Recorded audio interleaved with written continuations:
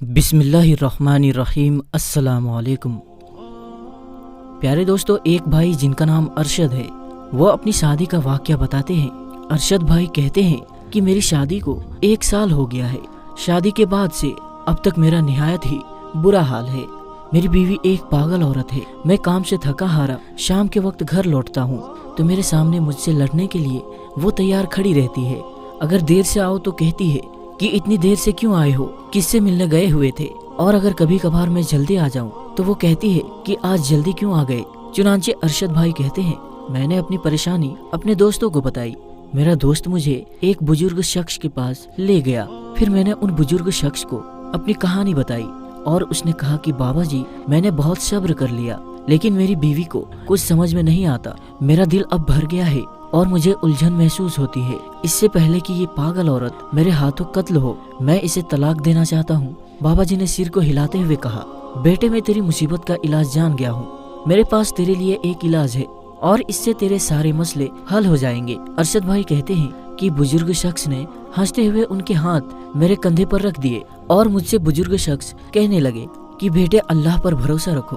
और उन बुजुर्ग शख्स ने अरशद से कहा कि आओ असर की नमाज अदा करते हैं। फिर बुजुर्ग शख्स ने अरशद से कहा, उसके बाद मैं तुम्हें इलाज बताऊंगा। फिर अरशद बताता है कि नमाज से फारिग होने के बाद बुजुर्ग शख्स ने मुझे अपने पास आकर बैठने का इशारा किया और फिर खुद अपने घर चले गए। जब वो बुजुर्ग शख्स वापस आए तो उनके हाथ में एक पानी की बोतल थी। उन्होंने वो बोतल मुझे दी और कहा कि ये लो बेटा, इसे अपने साथ रखना और जब अपने घर पर लौटो तो घर में दाखिल होने से पहले बिस्मिल्लाह पढ़कर इस बोतल में से एक ढक्कन पानी भरकर मुंह में डाल लेना है। लेकिन उस पानी के घूंट को ना तो आधे घंटे तक अपने हलक से नीचे उतारना है और ना ही पीना है। और मैं ये चाहता हूँ कि तुम ये इलाज लगातार 10 दिनों तक करो। अरशद बताता है कि मैंने अपना सिर हिलाते हुए कहा कि ठीक है, मैं ऐसा ही करूंगा जिससे आपका हुक्म है। अल्लाह पाक मेरी बीवी के पागलपन को इसी इलाज से शिफा दे दे। अरशद बताता है कि दूसरे दिन घर में दाखिल होने से पहले मैंने जेब से बोतल निकाली, बिस्मिल्लाह पढ़कर एक ढक्कन पानी अपने मुंह में डाला और अपना मुंह बंद कर लिया। जब मैं अपने घर में दाखिल हुआ, जब मैं अपने कमरे में जाने के लिए किचन के सामने से गुजर ही रहा था कि मेरी बीवी की नजर मुझ पर पड़ गई। बस फिर क्या था, उसने कहा कि आ गए आप, और जो सामान मैंने मंगवाया था वो कहाँ है। तो फिर मैंने उसे वो सामान दिया और कमरे में चला गया ताकि इलाज का आधा घंटा गुजार सकूं। फिर दूसरे दिन घर जाने से पहले फिर वही इलाज दोहराया।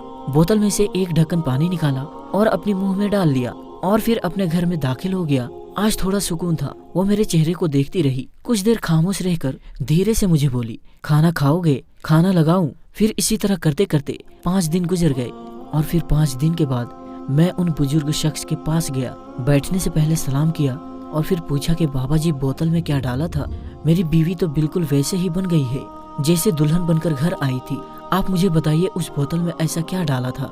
बाबा जी ने कहा, मैंने तुम्हें अपने घड़े का पानी दिया था। तो ये सुनकर मेरी आंखें खुली की खुली रह गई।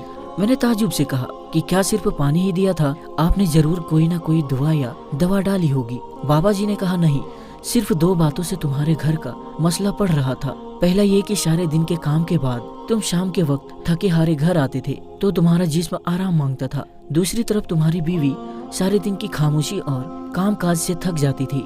तुम्हारे घर पहुंचते ही वो तुमसे बातें करना चाहती थी लेकिन बात करने के लिए कोई खास वजह नहीं होती थी, इसलिए वो तुमसे लड़ पड़ती थी और फिर तुम दोनों लड़ना शुरू हो जाते थे।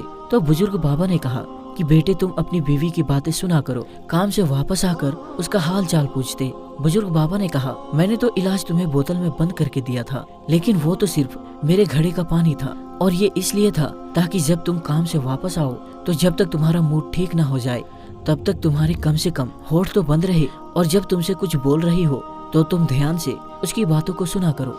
ए बेटे, तुम्हारी बीवी का इलाज तुम्हारी तरफ से शुरू होना था और अब तुम अपनी जिंदगी अच्छे से गुजारो।